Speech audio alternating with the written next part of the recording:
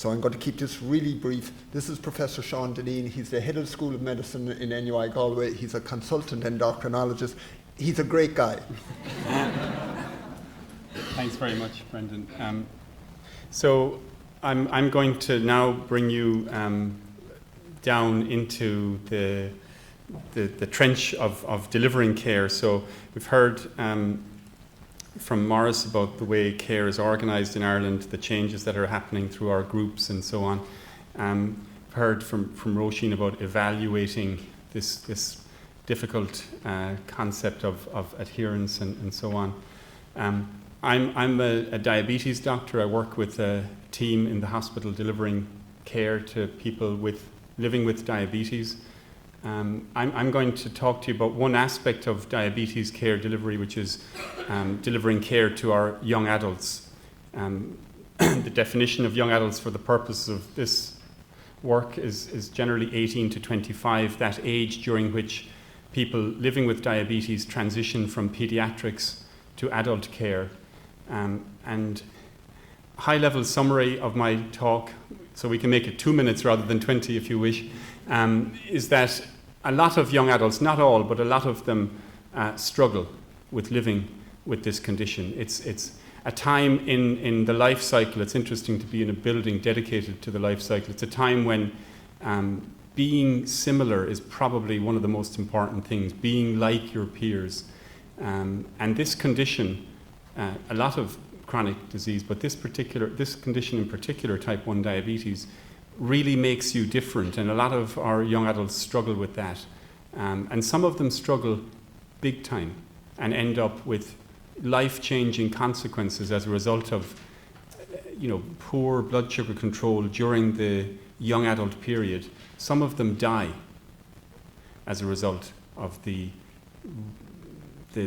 combination of risk-taking, which is part of the young adult experience, and living with type 1 diabetes. So this is coal-face kind of stuff, and those of us involved in delivering care to this group feel each time we deliver a clinic that we're not doing a good job. The reason we feel that is that a lot of the time our non-attendance rate, not to mind non-adherence, but non-attendance rate at clinics is 30, sometimes as high as 50%. To me, that says the model of care is broken, and we need to figure out a different way of engaging with this group of individuals. So the title for my talk is Reimagining Young Adult Diabetes Care, and I think that's what we need to do. The way we're doing it right now, in my opinion, isn't working well. And I'm going to take you through in the next 15 minutes or so just some images, some thoughts, some ideas that might be new to you or might open your eyes. But actually, this is a project that you can contribute to because we haven't figured this out. And if you have any thoughts, I'd be very happy to hear from you. So the title images is taken from work we've done forming a young adult panel, and I'll tell you a little bit more about that at the end of the talk. But it's an exciting venture that we're doing in collaboration with Jigsaw, a youth mental health service here in Galway that I think has reimagined the way to deliver care to young adults. In the case of Jigsaw, focusing on mental health issues, we're hoping to jump on that wagon, so to speak, because a lot of the issues that our young adults struggle with happen to be mental health issues, in my opinion. They struggle with having this condition that makes them feel different. So the way I've structured the talk, and I probably will need to zip through it if I'm true to my 20-minute commitment, but I'm going to take you through, because I suspect some of you are not familiar with diabetes at all. So a brief primer on the condition, tell you a little bit about it. I'm then going to look at outcomes for young adults in our centre, and it's a bit like hanging out your dirty laundry in public, and also then our outcomes from other jurisdictions, in particular England, where they've looked at mortality data for young adults. And I'm then going to briefly touch on our efforts to explore the evidence for doing things better, and then our thoughts, or my thoughts on where we are in terms of trying to do things better, and to reimagine service delivery. So all that in about 15 minutes or so. So why treat diabetes seems like a strange question. Prior to 1922, when these 4 individuals got the Nobel Prize for discovering insulin, type 1 diabetes was a fatal condition. You didn't live with it for long, so you died. So one reason for treating diabetes is to prevent ketoacidosis, coma, and death. And that's easy for people generally to accept, a good reason to treat. The second reason is to prevent what can be very unpleasant and sometimes disabling symptoms. The medical terms polydipsia, polyuria mean basically thirst and peeing a lot, blurred vision and tiredness. So people don't feel well with blood sugars of 20 plus. They should be 4 or 5 or 6. And when they get up that high, you get symptoms. So that's straightforward enough for people to accept a reason for treatment. The third reason for treating diabetes is to prevent what are called the long-term complications of the condition. So you can live without dying. You get enough insulin to keep you alive. You get enough insulin to keep your blood sugars out of the teens and 20s, and you'll be without symptoms. But you can still run into trouble. And we know this from long-term studies that have linked level of blood sugar control to complications. So problems with the eyes, the kidneys, and the feet develop over many years if you don't maintain what we consider to be good glycemic control or good blood sugar control. And in terms of the human life cycle, the building that we're in, deferral of gratification is one thing that we all learn as we grow up. So the 2-year-old who wants the cookie wants it now. They don't accept putting it off until after supper or whatever. This, to me, is the ultimate deferral of gratification. You're doing lots of things, including checking your blood sugar, which involves putting a sharp implement into the finger several times a day, taking insulin injections several times a day. To get what? To basically keep what most of us have and take for granted, which is good health. So I don't know if I'm expressing that clearly, but it's a lot to ask for little in return. And I think that's at the heart of what our young adults struggle with, is that we expect them and ask them to do an awful lot with very little in return. And that conundrum is tricky to fix. And I try every month, every week that I see young adults to fix it, but it's difficult because young people don't die generally, and so they kind of have this sense of immortality, and yet to tell them that what they're doing now may and likely will have consequences is quite difficult. So this is the balance that defines, in my opinion, diabetes care. This is taken from a 10 or 12-year study called the Diabetes Control and Complications Trial, a landmark study in my area of practice, which basically showed us that improving blood sugar control, the lower the better on the left-hand panel, the lower your HbA1c, what's called your glycosylated hemoglobin, the better in terms of progression of complications, development of complications. But the flip side is the lower the worse in terms of risk of what we call severe hypoglycemia. So these are episodes of low blood sugar which are debilitating and which can impact on your here and now existence. So trying to strike this balance between the lower the better and the lower the worse is really what diabetes care is about.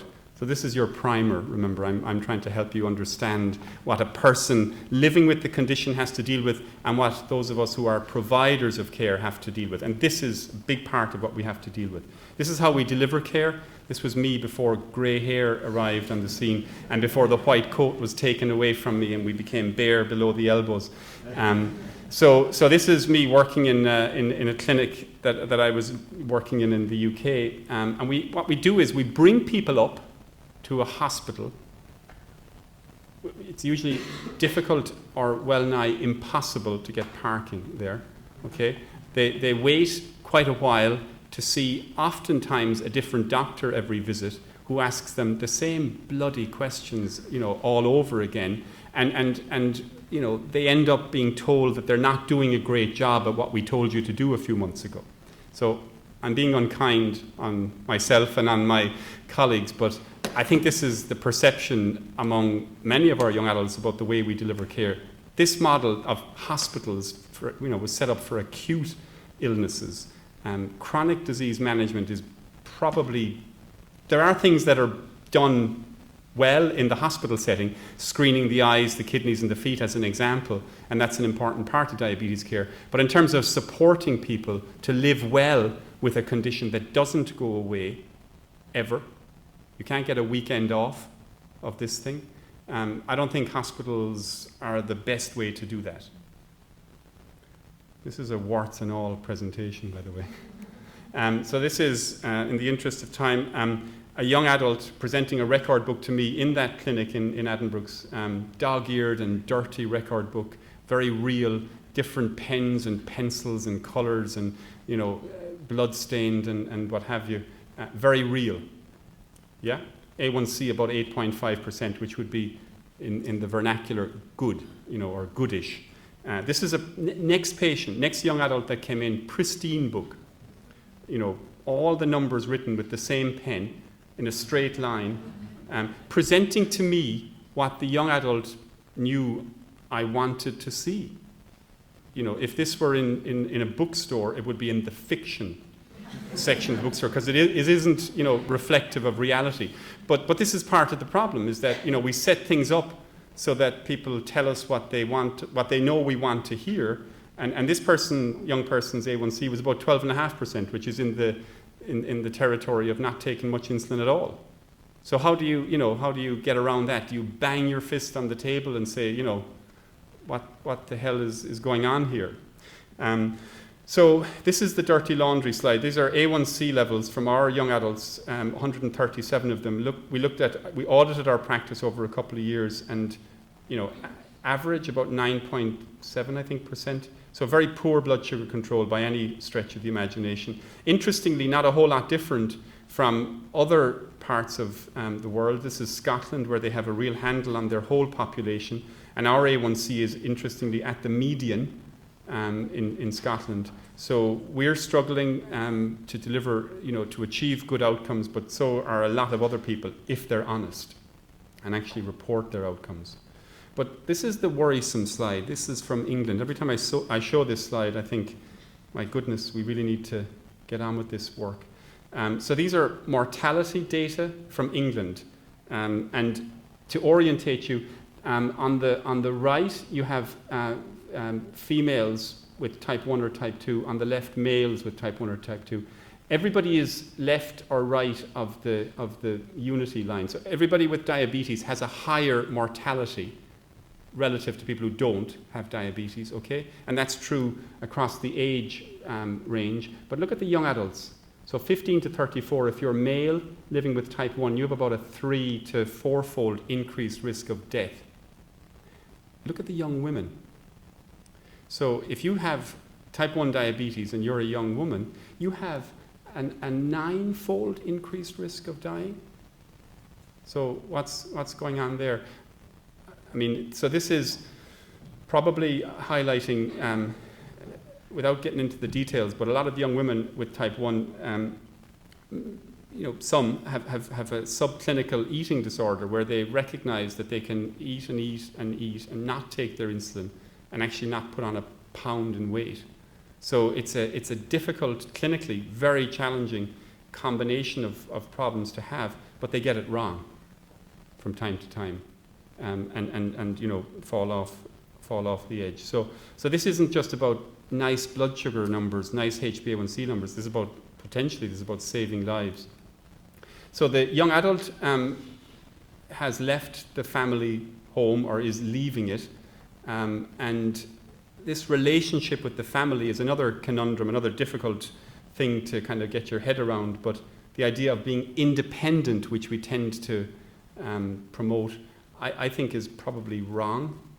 You need all the support you can get, and this idea of interdependence in the young adult years is probably a more appropriate term. The concept of emerging adulthood is a phase of the lifespan between adolescence and adulthood. It doesn't exist, I believe, in African and third some third world countries where you go straight from being a youngster to having a family. But here we have this hiatus, often represented by college and not having sufficient income to become fully independent. But it's a time when risks are often taken. And when you take risks, this is a case study of a young man, a good Gaelic footballer who won, his club won the championship, and he went out, as you do, and had a night out, living with type 1, and basically, without getting into the detail, nearly died. So, this risk-taking that is part of young adulthood, sex and drugs and rock and roll, can be a real challenge if you have a condition like type 1 where you need to manage it well and get it right. His friend was aware that he had diabetes and gave him insulin instead of glucagon, which is understandable when there's a lot of Bulmers involved, but potentially troublesome. So Bob Anderson is a guru in the whole area of empowerment and diabetes education. He says it's quite simple, really. We have choices, we make decisions, and we live with the consequences. Personally, I think that's wrong. I think it's unfair on our young adults to make it as simple as that, because we don't give them the wherewithal to make good choices. We need to have them make informed choices based on having the skills and the knowledge and the attitudes to manage their condition well. So this concept of therapeutic patient education, enabling people to acquire and maintain the abilities that allow them to live well with their condition, is what gets me out of bed in the morning. If we can make that happen, then I think we're doing a good job. But our health system, our health service, doesn't always make it easy for us to deliver this approach. It's the best example I've come across of delivering it is a program of self-management education called DAPHNE, Dose Adjustment for Normal Eating, which helps people get really good at knowing what's on the plate in front of them and appreciating how much insulin they need for that meal. And so we have experience with this program. I don't think it's as simple as that, though. Delivering DAPHNE to all of our young adults isn't where it's at, because there's a lot of other things in their head reflected in this slide, and trying to support them through this phase of their life where drugs and alcohol and relationships and sexuality, all these things are part of the package, and to just keep it focused on the diabetes, to me, doesn't necessarily feel right.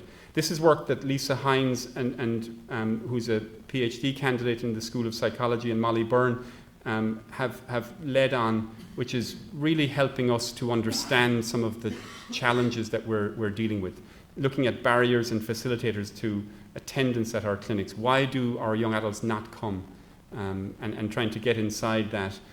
Lisa has also done qualitative work, interviewing young adults and healthcare professionals, trying to, again, figure out what it is that might work. And this is a theory of clinic attendance that Lisa has put together through her PhD work, which is, as I say, informing the work that we're trying to do around reimagining diabetes care. Mary Claire O'Hara is leading on a systematic review. So this is us looking at the evidence, trying to see, has anybody figured this out? Bottom line, as I see it, is no, nobody has. But Mary Claire and Lisa and others are looking at health service delivery in this example, different studies that have looked at components of health service delivery that might be different. Structured transition from peds to adulthood, for instance, is part of the solution. Continuity of care, information and education, support, technology wasn't on that slide, but a number of speakers alluded to it. The importance of using social media to help us with delivering care. This is work from Christine Iser and Simon Heller and colleagues in the UK, again trying to reimagine the way we deliver care, focusing on the individual with education and knowledge being the focus there, the clinic and reorganizing care planning around the clinic, and the family have to have a role in this whole thing. So our work has been helped enormously by our colleagues in Jigsaw Galway, and we have begun working on forming a young adult panel, which we now have in place. and trying to listen to the voice of the young adults around how they see the problem and how to reimagine care delivery. John Fitzsimons and Sarah Simpkin and others have done this in the youth mental health setting. I'd encourage you, I don't have time to show the video, but there's an excellent example of a video put together by the young adult panel in Jigsaw advertising the service, and it's well worth looking at. This is our young adult panel. We're just beginning to engage with them. They've been in existence for over a year now, and it's part of how we hope we will be able to move forward in this area. And I don't know what the service will look like. I don't know what the care delivery will look like, but I think it'll be different, and I hope that, in another year or two, that Brendan maybe can invite me or others from our group back to talk about this again. So I'll leave you. Two of our young adults joined us at our HSE West Integrated Diabetes Care Conference recently. The young adults are on your left. I'm very proud to be working with these young people who are up for it in terms of helping us to try and do things differently. So thank you very much.